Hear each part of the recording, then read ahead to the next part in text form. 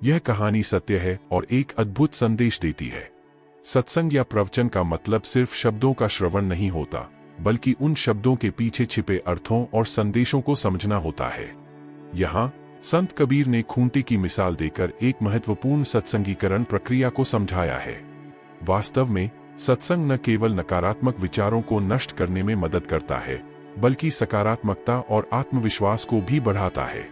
विचारों की शुद्धि और मानसिक विकास के लिए नियमित रूप से सत्संग करना महत्वपूर्ण है। यह एक प्रक्रिया है जिसमें हम न केवल अच्छी बातें सुनते हैं, बल्कि उन्हें अपनी जीवन शैली में अंतर्निहित करते हैं। सत्संग का ध्येय होता है कि हमें समृद्ध और सत्यापरायण जीवन जीने के लिए प्रेरित करना। इस कहानी के माध्यम से हमें यह याद दिलाया जाता है कि हमें अच्छी बातों को सुनने के साथ साथ उन्हें अपने जीवन में उतारना भी आवश्यक है। यह हमें एक सकारात्मक और संतुलित जीवन की दिशा में मदद करता है। एक लड़के को उसके पिता ने संत कबीर के पास भेजा और कहा कि रोज उनके प्रवचन सुनो। लड़के ने कबीर से कहा कि मैं तो समझदार हूँ, मुझे प्रवचनों की जरूरत नहीं है। संत कबीर के कई ऐसे प्रेरक प्रसंग प्रचलित हैं, जिनमें सुखी और सफल जीवन के सूत्र छिपे हैं। इन सूत्रों की वजह से हमारी कई समस्याओं दूर हो सकती हैं। कबीर से जुड़े एक प्रसंग के अनुसार एक दिन क्षेत्र का एक लड़का संत कबीर के पास पहुंचा।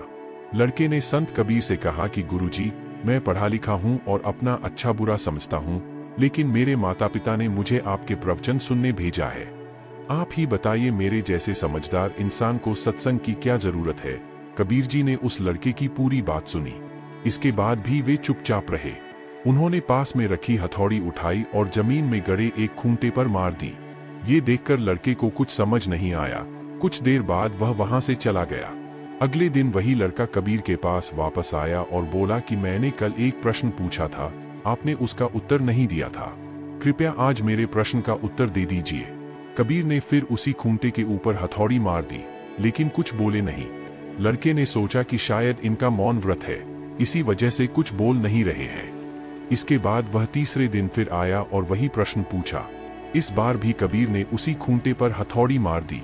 ये देखकर लड़के का धैर्य टूट गया। उसने कहा कि आप मेरे प्रश्न का जवाब क्यों नहीं दे रहे हैं? मैं 3 दिन से एक ही बात आपसे पूछ रहा हूँ। संत कबीर बोले कि मैं तो तुम्हें रोज जवाब दे रहा हूँ। मैं इस खूंटे पर हथौड़ी मारकर जमीन में इसकी पकड़ मजबूत कर रहा हूँ। अगर इस खूंटे की पकड़ कमजोर होगी तो इससे बंधे पशुओं की खींचतान से या ठोकर लगने से ये निकल जाएगा। ठीक इसी तरह का काम प्रवचन करते हैं। सत्संग, प्रवचन और अच्छी बातें हमारे मनरूपी खूंटे पर बार बार प्रहार करती हैं, तो हमारे नकारात्मक विचार खत्म होते हैं, सकारात्मक विचार बढ़ते हैं। हर रोज अच्छी बातें पढ़ने और सुनने से हमारा मन बुराई से दूर हो जाता है। इसलिए